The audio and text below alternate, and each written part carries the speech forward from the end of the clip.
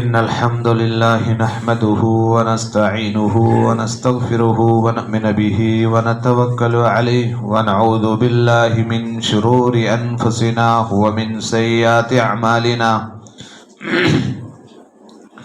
من يهدي الله فلا مضل له ومن يضلل فلا هادي له وأشهد أن لا إله إلا الله وحده لا شريك له وأشهد أن محمدا عبده ورسوله. أعوذ بالله من الشيطان الرجيم. بسم الله الرحمن الرحيم.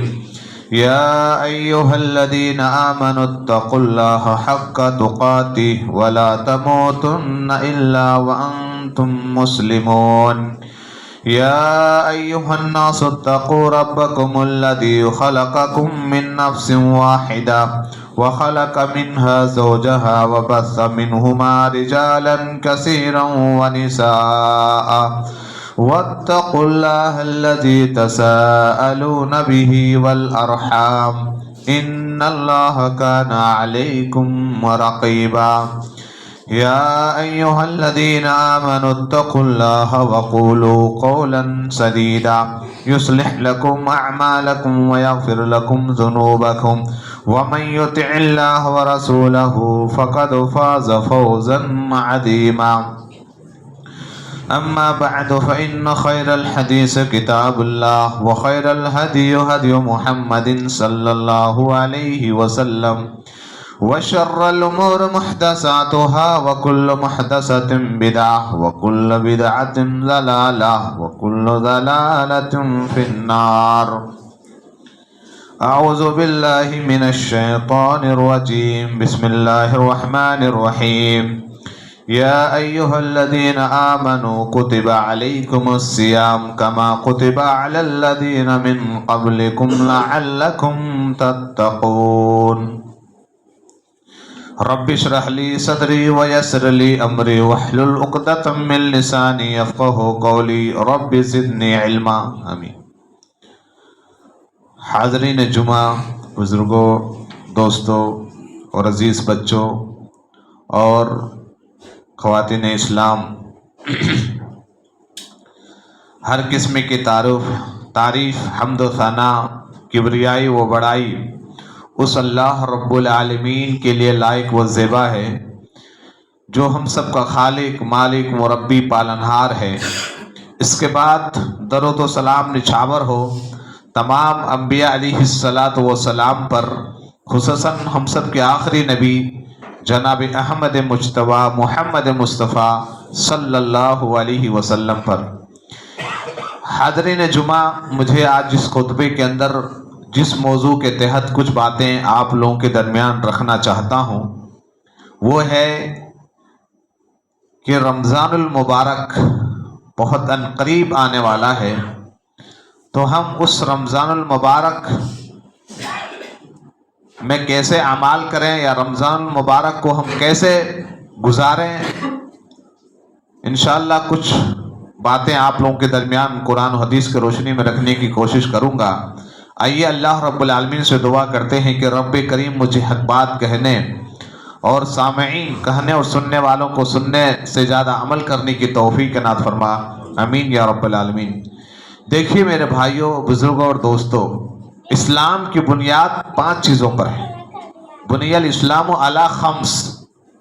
اسلام کی بنیاد 5 چیزوں پر ہے. سب کو پتہ ہے الحمدللہ. میں سے ایک اہم جو بنیاد ہے، رکن ہے، وہ روزہ بھی ہے. توحید ہے، نماز ہے، یہ روزہ ہے، حج ہے. اگر اللہ نے اتنے استطاعت دیا ہے تو جا کر کے وہ حج کرے. یہ بنیادی جو چیزیں ہیں 5، ان میں سے ایک جو ہے وہ روزہ ہے. اور آج مجھے اس یہاں پر خطبے کے اندر جس موضوع کے تحت کچھ باتیں کرنے چاہتا ہوں وہ سیام کے بارے میں، روزے کے بارے میں. یعنی ہم یہ رمضان کا جو مہینہ آنے والا ہے، ہم اس کو کیسے بہتر گزار سکیں. ہم کون سے ایسے رمضان سے پہلے تیاریاں کر لیں تاکہ رمضان المبارک میں ہم زیادہ سے زیادہ اللہ کی عبادت کر سکیں، اللہ کی اللہ کی رضا کے لیے قرآن کی تلاوت، ذکر و اذکار اور اسی طرح صدقہ و خیرات، جتنے طرح کی عبادتیں ہو سکتی ہے زیادہ سے زیادہ ہم کیسے کر سکیں اس کے لیے ایک پلاننگ کرنی چاہیے۔ انشاءاللہ یہی چند باتیں آپ کے درمیان رکھنے چاہتا ہوں۔ دیکھیے، سب سے پہلی بات یہ ہے کہ رمضان کیسے ہم بہتر بنائیں یا رمضان کا استقبال کیسے کریں۔ اس تعلق سے پہلی بات تو یہ ہے کہ رمضان کو آنے سے پہلے ہمارے روزے اگر کچھ پہلے چھوٹ گئے تھے، اگزامپل کہ اگر ہم کہیں سفر میں گئے تھے یا کہیں ہم بیمار پڑ گئے جس کی وجہ سے روزہ ہم نہیں رکھ پائے، تو چاہیے تھا کہ رمضان آنے سے پہلے اس رمضان کے جو روزہ چھوٹ گئے تھے اس کو قضا یعنی اس کو پورا کر لیتے، ایک بات۔ دوسری بات یہ ہے کہ رمضان آنے کے لیے ہم اللہ رب العالمین سے دعا کرنی چاہیے، اللہ رب العالمین سے دعا مانگنی چاہیے کہ اللہ رب العالمین ہم کو خیریت سے صحیح سلامت ہم کو رمضان تک پہنچا دے، اور تاکہ ہم زیادہ سے زیادہ عبادت کر سکیں، اللہ سے دعائیں کرنی چاہیے۔ میرے بھائیو، سلف صالحین یہ بہت مشہور ہے کہ سلف صالحین 6 مہینے تک اللہ رب العالمین سے دعائیں کرتے تھے کہ اللہ رب العالمین ہم کو پھر سے ایک بار موقع دے رمضان المبارک میں، تاکہ ہم زیادہ سے زیادہ اللہ کی عبادت کر سکیں۔ اور 6 مہینہ جو کچھ عمل کرتے تھے اس کے لیے مقبولیت کے لیے، یعنی اللہ سے دعا کرتے ہیں اللہ جو کچھ ہم نے عمل کیا ہے اللہ تو اسے قبول فرما لے۔ تو ہم کو بھی اللہ رب العالمین سے رمضان آنے کے لیے اللہ ہم کو رمضان تک پہنچا دے صحیح سلامت، تاکہ ہم وہاں پر عبادت کر سکیں، اللہ سے دعائیں کرنی چاہیے۔ اسی طرح اگر ہم رمضان کو پا لیتے ہیں یا ہم رمضان تک پہنچ جاتے ہیں، اللہ رب العالمین ہم کو صحیح سلامت رمضان تک پہنچاتا ہے، تو ایسے موقع پر ہم اللہ رب العالمین کا شکریہ ادا کرنی چاہیے، اللہ رب العالمین کا شکریہ ادا کرنا چاہیے۔ اللہ کا شکر احسان ہے کہ اللہ رب العالمین نے ہم کو پھر ایک بار موقع دیا ہے کہ ہم اللہ کی عبادت کر سکیں۔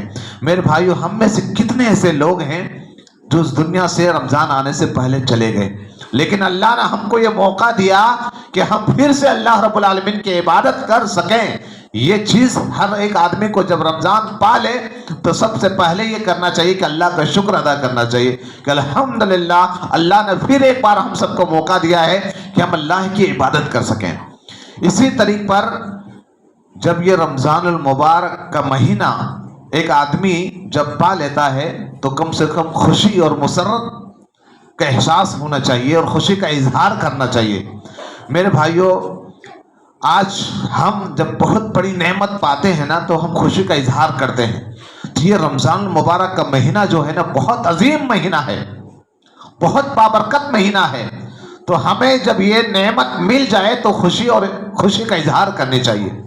میرے بھائیوں، گھر کا ماحول ایسا بننا چاہیے، بچہ ہو بڑے ہو سب کو ایسا لگنا چاہیے کہ واقعی رمضان المبارک کا مہینہ آ رہا ہے جو بابرکت مہینہ ہے۔ بچوں کے ذہن میں یہ بات ڈالیں کہ بہت بابرکت مہینہ ہے، تو یہ خوشی کا ماحول بننا چاہیے۔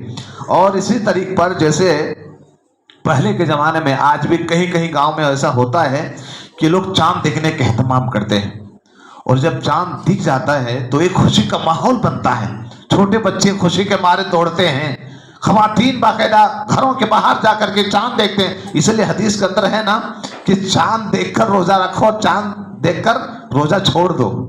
آج تو ہم انتظار کرتے ہیں کہ جمعیت کوئی تنظیمیں ہمیں سوشل میڈیا پر بتا دیں کہ چاند نکل گیا ہے، کل سے روزہ ہے۔ میرے بھائیوں، کوشش کرنی چاہیے کہ چاند دیکھنے کا اہتمام کریں۔ اس لیے دعائیں ہیں، جب چاند دیکھنے کے اہتمام کریں گے، آج بھی گاؤں میں دیکھیں گے کہ کتنے لوگ ہیں بچے کے ساتھ جب چاند نظر آتا ہے سب خوشیوں سے اچھل جاتے ہیں کہ چاند مبارک رمضان کا مہینہ آیا۔ اس لیے صحابہ کرام رضی اللہ تعالیٰ عنہ، اللہ کے نبی صلی اللہ علیہ وسلم نے فرمایا آتاکم رمضان، جب رمضان کا مہینہ آ جائے تو یہ بابرکت مہینہ ہے، خوشخبری ہے ان کے لیے، تو یہ خوشی کا ماحول دوڑنا چاہیے۔ یہ ہر ایک آدمی اہتمام کرے، چاند دیکھنے کا بھی اہتمام کرے۔ اور پانچویں بات یہ ہے کہ رمضان کا جو بابرکت مہینہ ہے نا، رمضان کا بابرکت مہینہ ہے، یہ عظیم مہینہ ہے، اس کا دل میں احساس ہونا چاہیے۔ یہ کہ مہینہ جو ہے نا بہت بابرکت ہے، اللہ نے اس کے اندر بہت اس کی عظمت ہے، اس کی بڑائی اللہ رب العالمین نے قرآن مقدس کے اندر اس کے اہمیت کو اجاگر کیا ہے، اللہ کے نبی صلی اللہ علیہ وسلم نے اہمیت کو اجاگر کیا ہے۔ تو ہم کو بھی اس کے دیکھیے آج بھی ہم نا دنیا میں جب پتہ چلتا ہے کہ ایک آدمی اتنا بڑا آدمی ہے، جب ہم اس کو بڑا سمجھتے ہیں نا تو ان کی عزت بھی ایسے ہی کرتے ہیں۔ اسی طرح دل کے اندر احساس ہونا چاہیے کہ یہ مہینہ جو ہے نا بہت بابرکت ہے، اور یہ 11 مہینوں میں سب سے افضل ہے۔ اس کے لیے دلیل یہی ہے کہ اللہ رب العالمین نے اس مہینے کے اندر قرآن نازل کیا ہے۔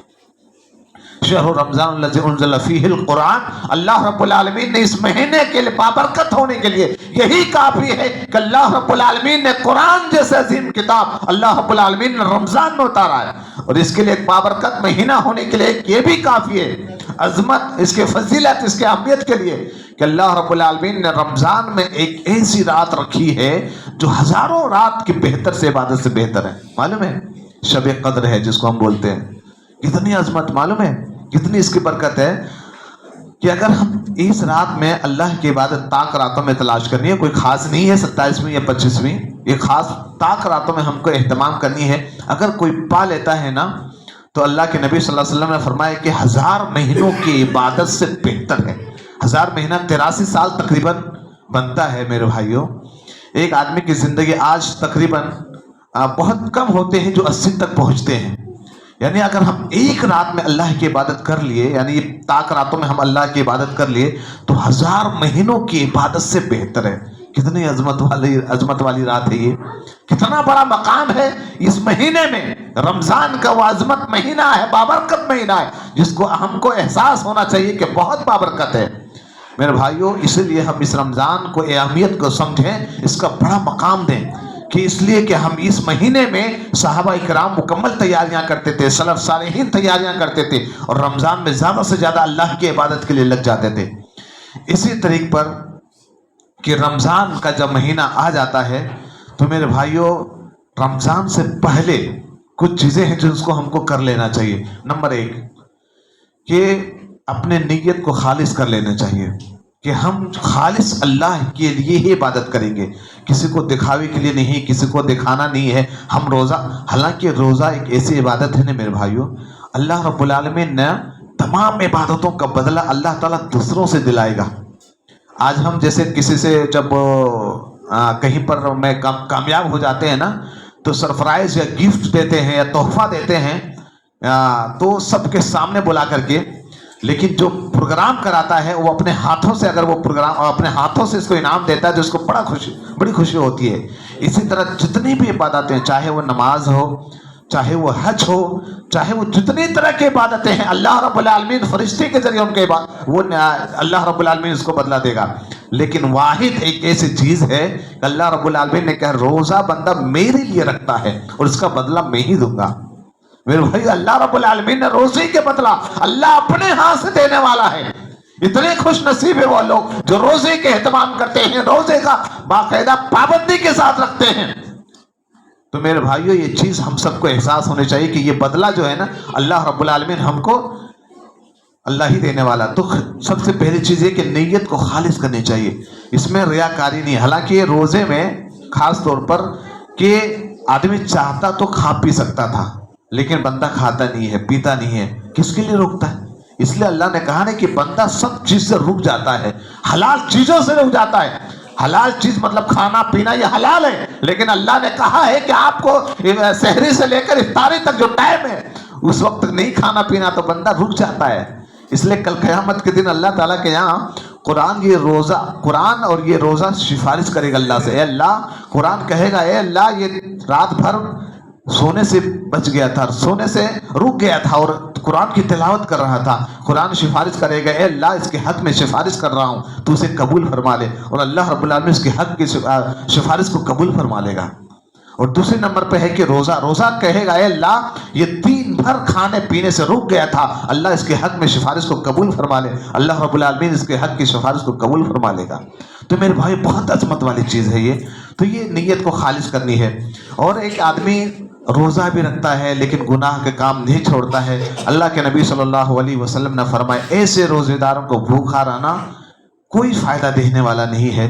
تو میرے بھائیوں روزے کے اہتمام کے ساتھ ساتھ اس چیز کو خاص دھیان دینا ہے کہ ہم کو برائی سے بچنا ہے، جھوٹ سے بچنا ہے، غیبت سے بچنا ہے، جتنے طرح کی برائیاں ہیں ہو سکتی ہے ہم کو اس سے اجتناب کرنا ہے، بچنے کی کوشش کرنی ہے۔ दूसरी बात ये है कि रमज़ान को आने से पहले हम तैयारी कर लें मेरे भाइयों। जैसे कि एग्जाम्पल के बहुत सारी चीज़ें ऐसी होती है कि हम खाने पीने की चीज़ हो, कपड़े की चीज़ हो, खरीदारी हो, तो मेरे भाई जो हो सकता है, हालांकि बारहा हम सुनते हैं लेकिन याद दहानी के लिए कि खरीदारी हम पहले कर लें।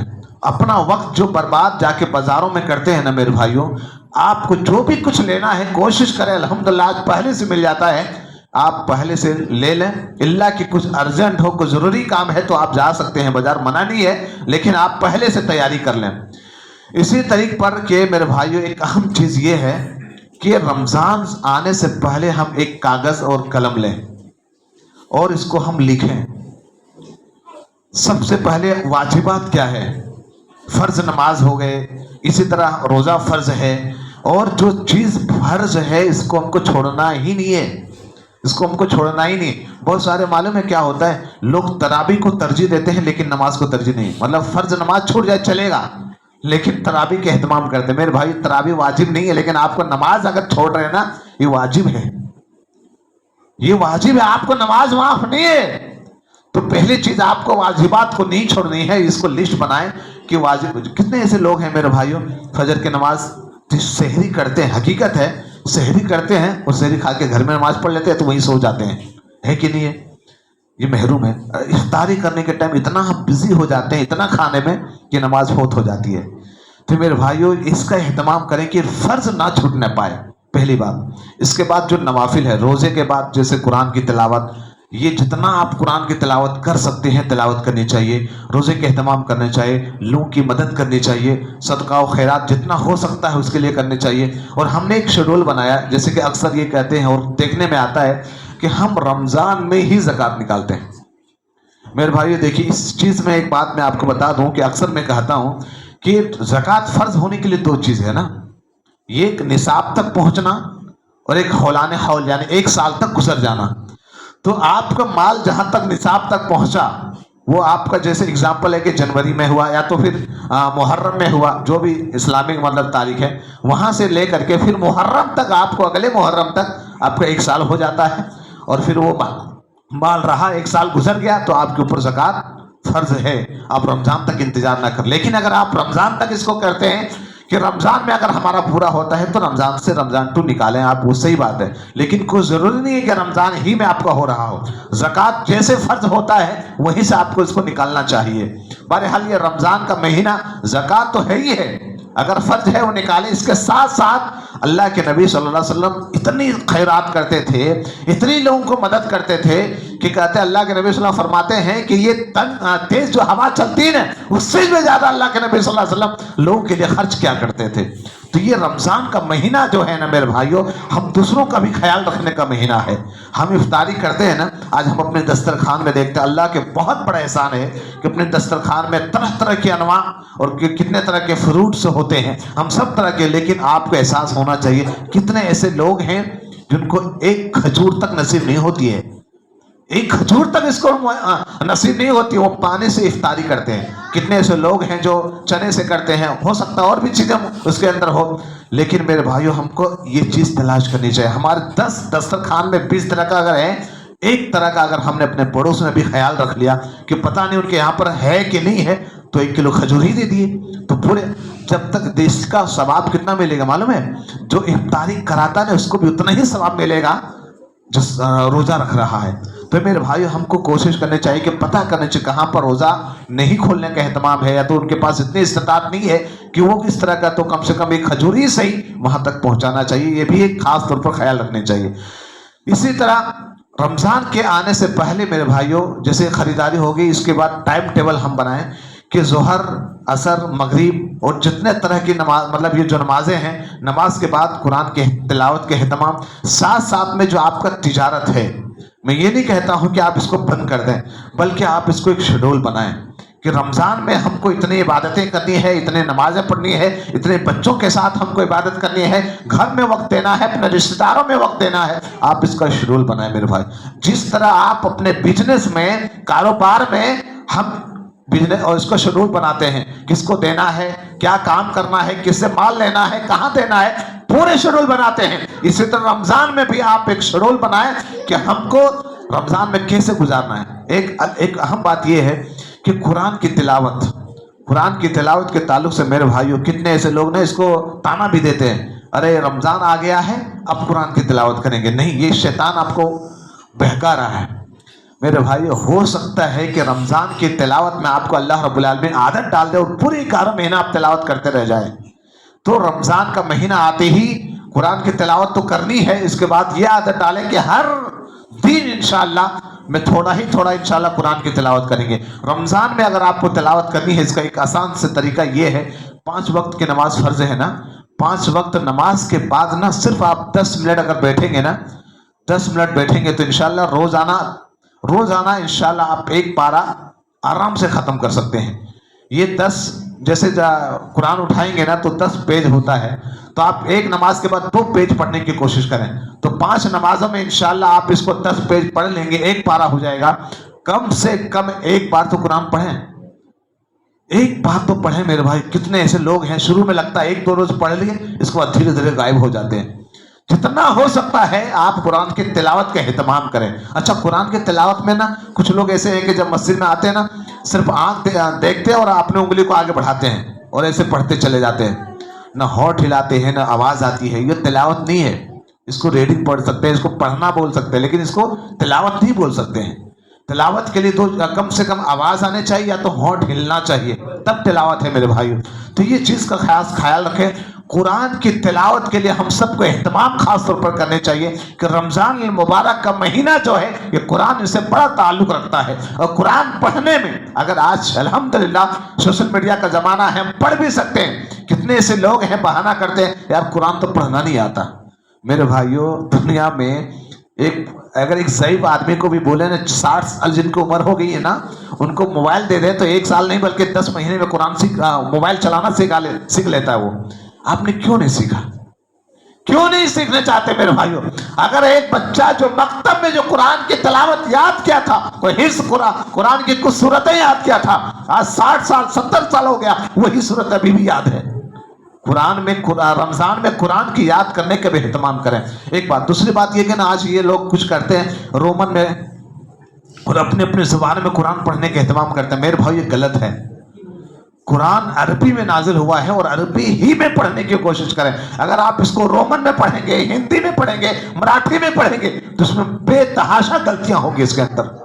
آپ کوشش کریں تجوید کے ساتھ، آج تو آن لائن الحمدللہ کورسز کر سکتے ہیں، آپ تجوید پڑھ سکتے ہیں، قرآن پڑھنے کا اہتمام کر سکتے ہیں۔ یہ 2 مہینہ 3 مہینہ آپ کوشش کریں، انشاءاللہ آپ قرآن عربی میں پڑھنا سیکھ جائیں گے، کریں گے انشاءاللہ عربی میں پڑھنا سیکھ جائیں گے، اور عربی میں قرآن پڑھیے۔ یہ آپ کو ہندی میں اور دوسری لینگویج میں آپ بے تحاشا اس کے اندر غلطیاں ہوتی ہیں، اس لیے کہ الف ہوتا ہے، عین ہے، دونوں ایسے سے سیم لکھا جائے۔ ایگزامپل جیسے علیم اللہ کی ایک صفت ہے جاننے والا، اور علیم مطلب دردناک عذاب، دونوں سیم ہی لکھا جائے گا۔ لیکن آپ جب ہندی میں پڑھیں گے نا آپ تو غلطی کریں گے، عربی میں جب پڑھیں گے تو عین نکالیں گے اور الف کا، یہ دونوں کا مخرج الگ الگ ہے۔ تو میرے بھائیو کوشش کریں کہ آپ اس کو عربی ہی میں پڑھنے کی کوشش کریں۔ اچھا، دوسری بات یہ ہے کہ گھروں میں بھی قرآن کی تلاوت کا اہتمام کریں۔ آج ہماری ماں اور بہنیں رمضان میں اتنا کھانے پینے میں ہم سب مشغول ہو جاتے ہیں میرے بھائیوں کہ ان کو بھی وقت نہیں ملتا۔ کوشش کریں کہ رمضان کا جو مہینہ آیا ہے نا، قرآن کی تلاوت کے اہتمام گھروں میں بھی کریں، عورتیں بھی کریں، تاکہ بچے سیکھیں، چھوٹے چھوٹے بچوں کو بھی عادت ڈالیں تاکہ وہ بھی روزے کا اہتمام کریں۔ اور قرآن کی تلاوت کے لیے ہم ہر نماز کے خاص کر لیں، کم سے کم مغرب کے بعد، عشاء کے بعد، ہر نماز کے بعد آدھا گھنٹہ 10 منٹ جتنا ہو سکتا ہے قرآن کی تلاوت کریں۔ انشاءاللہ اس طرح آپ قرآن کی پوری زندگی، صرف رمضان نہیں بلکہ پوری زندگی انشاءاللہ آپ اس کے اندر لگے رہیں گے۔ میرے بھائیو، رمضان کا جو مہینہ ہے نا بہت بابرکت مہینہ ہے۔ رمضان کا جو اجر ہے نا میرے بھائیو بہت عظیم اللہ رب العالمین نے رکھا ہے، اور یہ روزہ صرف ہمارے لیے، ہم لوگوں کے اوپر فرض نہیں بلکہ پہلے کے لوگوں پر بھی اللہ رب العالمین نے فرض کیا تھا۔ یہ اس لیے اللہ رب العالمین نے فرمایا کہ ان اللہ یا ایھا الذین آمنوا کتب علیکم الصیام کما کتب علی الذین من قبلکم لعلکم تتقون۔ اللہ رب العالمین نے کہا کہ یہ روزہ جو ہے نا صرف تم پر فرض نہیں کیا گیا تھا بلکہ تم سے پہلے امتوں پر بھی اللہ رب العالمین نے یہ روزہ فرض کیا تھا، اور یہ روزہ اس لیے ہے تاکہ تم متقی بن جاؤ، تاکہ اللہ سے ڈرنے والا بن جاؤ۔ یہ روزہ، یہ نمازیں، یہ تمام چیزیں اس لیے بار بار آتے تاکہ ہم اللہ کو پہچانیں، اللہ سے ڈر جائیں، اور اپنے مقصد زندگی اللہ نے کیوں پیدا کیا ہے اس کے مقصد کو پہچانیں اور اللہ کی عبادت میں لگ جائیں۔ میرے بھائی یہ روزہ ہمیں احساس دلاتا ہے، جب ہم روزہ رکھتے ہیں میرے بھائیوں تو ہمیں احساس ہوتا ہے کہ دنیا کے اندر کتنے ایسے لوگ ہیں جو کھانا نہیں کھا پاتے، ان کے اندر کھانے کا نصیب نہیں ہے، تو الحمدللہ یہ احساس دلاتا کہ دنیا کے اندر کیسے لوگ بھوکے بھی رہتے ہیں۔ تو رمضان کا مہینہ بہت ساری چیزیں ہمیں سبق دے کے جاتا ہے میرے بھائیوں، اس کے لیے ہم پہلے سے تیاری کریں، خاص طور پر روزے کا اہتمام کریں، روزہ ایسے ہی نہ چھوڑیں میرے بھائیوں، روزہ نہ چھوڑیں، روزے کا اہتمام کریں، روزہ کا بڑا ثواب ہے۔ اسی طرح اگر آپ سفر میں ہیں، عورتوں کے کچھ مسائل ہیں، تو روزہ اگر چھوٹ جاتا ہے تو بعد میں جتنا جلدی ہو سکے اس کے قضا کر لینی چاہیے۔ اسی طریقے پر آخری بات یہ ہے جو ہم سب کے لیے میرے بھائیوں کہ رمضان کا مہینہ آتے ہی ہم نے پورے سال کے اندر نہ جانے کتنی غلطیاں کی ہیں، کتنے گناہیں کر لیے ہیں۔ اللہ سے دعا کریں، اللہ سے توبہ کریں، اللہ سے استغفار کریں، اللہ ہم سے غلطی ہو گئی، اللہ ہم سے غلطیاں ہو گئی، اللہ ہم سے گناہ سرزد ہو گیا، انشاءاللہ میں توبہ کرتا ہوں، عزم کرتا ہوں اب آئندہ سے ایسی غلطی نہیں کریں گے انشاءاللہ۔ ہم نمازوں کا اہتمام کریں گے، ہم دوسروں کا بھی خیال رکھیں گے، ماں باپ کے حقوق کا خیال رکھیں گے، پڑوسیوں کے بھی حقوق کا خیال رکھیں، اور جو کچھ ہم عمل کریں اس پر اللہ سے قبول ہونے کی دعا کریں میرے بھائیوں۔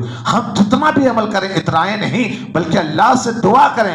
حضرت ابراہیم علیہ السلام جب خانہ کعبہ کی تعمیر کر لیا میرے بھائیوں تو اللہ سے دعا کرتے ہیں ربنا تقبل، یہاں دعا کرتے ہیں اللہ ہم نے عمل کیا ہے لیکن تو سے قبول فرما لے۔ تو میرے بھائیوں ہم جو کچھ رمضان میں عمل کریں، پہلی بات تو گناہوں سے استغفار کریں، توبہ کریں، آئندہ سے عزم کریں انشاءاللہ گناہ نہیں کریں گے، اور جو کچھ بھی ہم عمل کریں اللہ سے دعا کریں اللہ تو سے قبول فرما لے اور ہم سب کے لیے نجات کا ذریعہ فنا۔ وقت ختم ہوتا ہے اور یہی چند پیغام تھے میرے لیے بھی اور آپ کے لیے کہ میرے بھائیوں رمضان سے آنے سے پہلے ہم تیاری کر لیں، اس کی عظمت کو سمجھیں، روزہ کو نہ چھوڑیں بلکہ اہتمام کریں اور قرآن کی تلاوت کریں، اور ہم زیادہ سے زیادہ اللہ کی عبادت کر کے اپنے گناہوں سے معافی مانگ لیں، اور پھر ہم اور اللہ رب العالمین جو کچھ عمل کریں اللہ سے قبول ہونے کی دعا کریں۔ اللہ رب العالمین سے دعا ہے کہ رب کریم ہم سب کو صحیح سلامت رمضان تک پہنچا دے۔ اللہ رب العالمین ہم کو صحیح معنوں میں روزہ رکھنے کے حقوق اور ان کے جو حقوق ہیں اللہ اس کو ادا کرنے کی توفیق عنایت فرما۔ اللہ رب العالمین ہم سب کو جو دنیا سے چلے گئے ہیں اللہ رب العالمین اس کو جنت کا کروٹ کروٹ جنت نصیب عطا فرما، اور جو لوگ باحیات ہیں اللہ صحیح معنوں میں اس کو روزہ رکھنے کی توفیق عنایت فرما۔ اللہ رب العالمین ہم سب کو، ہم گنہگار ہیں، خطا کار ہیں اللہ، ہم انسان ہیں، گناہ ہو جاتے ہیں اللہ تو معاف کر دے، تو غفور ہے، تو رحمان ہے۔ اللہ رب العالمین جب تک ہم سب کو زندہ رکھے، اسلام پر زندہ رکھے، اور جب بھی ہم سب کا خاتمہ ہو تو ہم سب کی زبان پر لا الہ الا اللہ محمد الرسول اللہ کا کلمہ جاری عطا فرمانا۔ آمین۔ وآخر دعوانا الحمدللہ رب العالمین۔